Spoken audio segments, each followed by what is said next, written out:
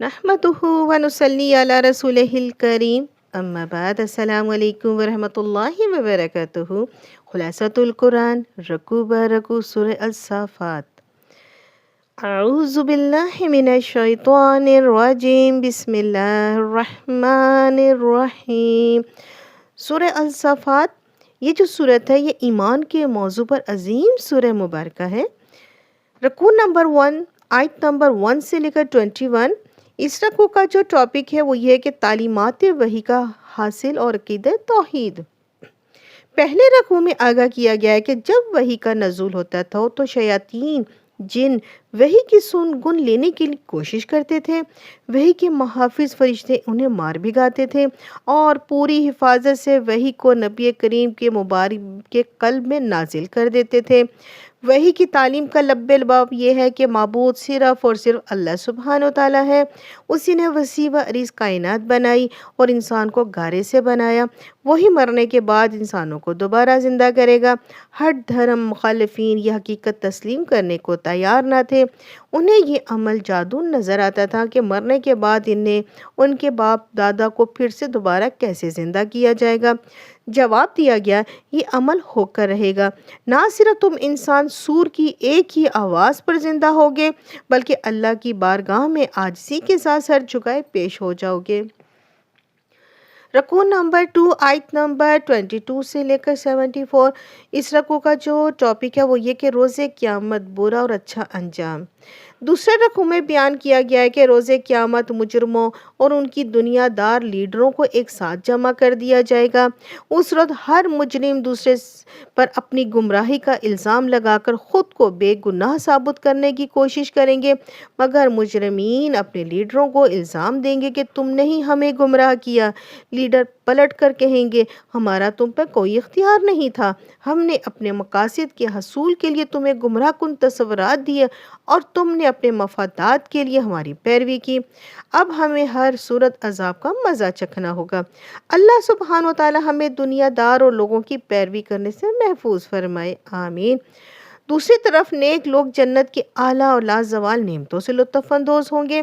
جنت میں ایک فرد دوسرے سے کہے گا کہ دنیا میں میرا ایک ساتھی تھا اور اس حقیقت کو جھٹلاتا تھا کہ مردہ انسان کو دوبارہ کیسے زندہ کیا جائے گا۔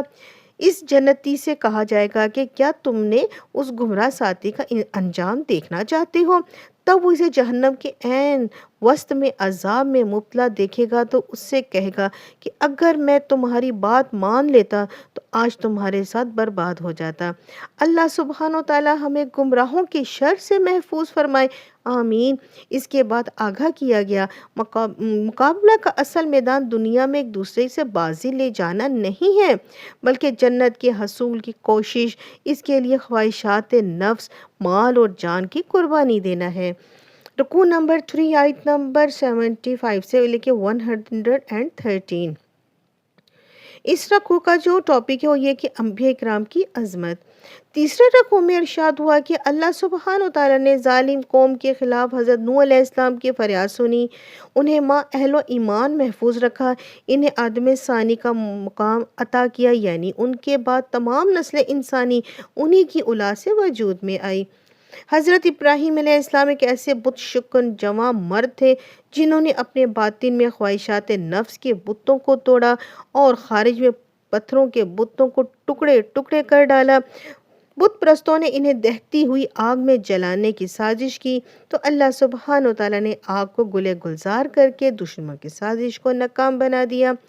اس کے بعد حضرت ابراہیم علیہ السلام نے اللہ کے بھروسے پر ہجرت کی اور مختلف مقامات پر جا کے توحید کی دعوت دیتے رہے۔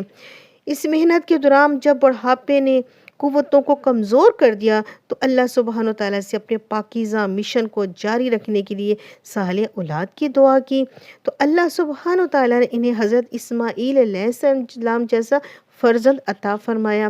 جب حضرت اسماعیل علیہ السلام اس قابل ہوئے کہ بوڑھے باپ کے مشن میں ساتھ دیتے تو اللہ سبحانہ و تعالیٰ نے حضرت ابراہیم علیہ السلام کو حکم دیا کہ اپنے بیٹوں کو ذبح کر دو۔ آفرین حضرت ابراہیم علیہ السلام پر کہ وہ اللہ کے حکم پر بیٹے کو ذبح کرنے کے لیے تیار ہو گئے۔ تحسین ہے حضرت اسماعیل علیہ السلام کے لیے، انہوں نے کم سنی کے عالم میں اللہ کی راہ میں قربان ہونے کی خوشی سے دلی قبول کر لی۔ عین اسی وقت جب حضرت ابراہیم علیہ السلام حضرت اسماعیل علیہ السلام کے گلے پہ چھری پھیرنے لگے تو اللہ سبحانہ و تعالیٰ نے حضرت اسماعیل علیہ السلام کا فدیہ جنت سے ایک مینڈھا بھیج کر ادا فرمایا۔ اللہ سبحانہ و تعالیٰ نے باپ اور بیٹے کی قربانی کی اس مثال کو ہر سال عید الاضحیٰ کے موقع پر قربانی کی عبادت مقرر کو یادگار بنا دیا۔ پھر حضرت ابراہیم علیہ السلام کے ایک بیٹے حضرت اسحاق کی ولادت کی بشارت دی گئی۔ حضرت اسحاق بھی اپنے والد اور بڑے بھائی کی طرح انتہائی نیک و پارسا تھے، البتہ ان کی اولاد میں نیک بھی تھے اور فاسق بھی۔ رکوع نمبر 4 آیت نمبر 114 سے لے کے 138، اس رکوع کا جو ٹاپک ہے وہ یہ ہے کہ انبیاء کرام پر عنایت ربانی۔ چوتھے رکوع میں 4 انبیاء پر اللہ سبحانہ و تعالیٰ کی عنایات کا ذکر ہے۔ اللہ سبحانہ و تعالیٰ نے حضرت موسیٰ علیہ السلام، حضرت ہارون علیہ السلام، ان کی قوم کو آل فرعون کے ظلم سے نجات دی اور تورات جیسی عظیم کتاب دے کر سیدھی راہ کی ہدایت عطا فرمائی۔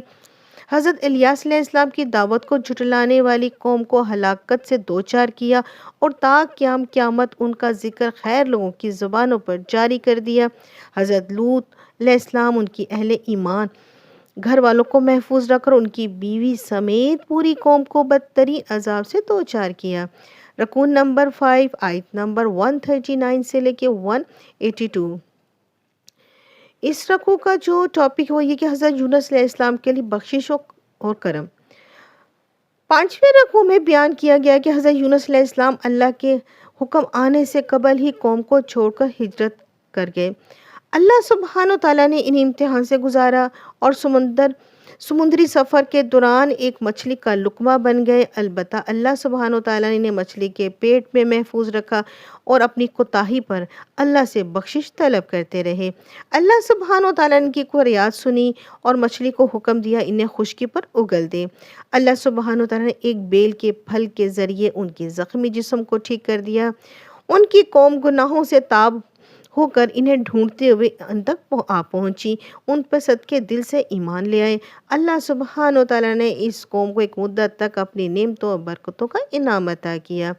اس رکوع میں مشرکین مکہ کے اس باطل عقیدے کی نفی بھی کی گئی کہ فرشتے اللہ کی بیٹیاں ہیں۔ فرشتے اللہ کی فرما بردار مخلوق ہیں اور ہر وقت اس کے حکم کے منتظر رہتے ہیں۔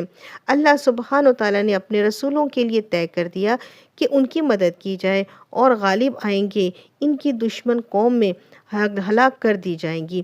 آخر میں اعلان کیا گیا اللہ مشرکین کے گھڑے ہوئے باطل تصورات سے پاک ہے۔ کل شکر ثنا اسی کے لیے ہے، سلامتی و رحمت کے لیے جنہیں اللہ نے اپنا رسول ہونے کا اعزاز عطا فرمایا۔ یہاں ہماری صورت کمپلیٹ ہوئی، ملیں گے اگلی صورت کے ساتھ، جب تک کے لیے اللہ حافظ۔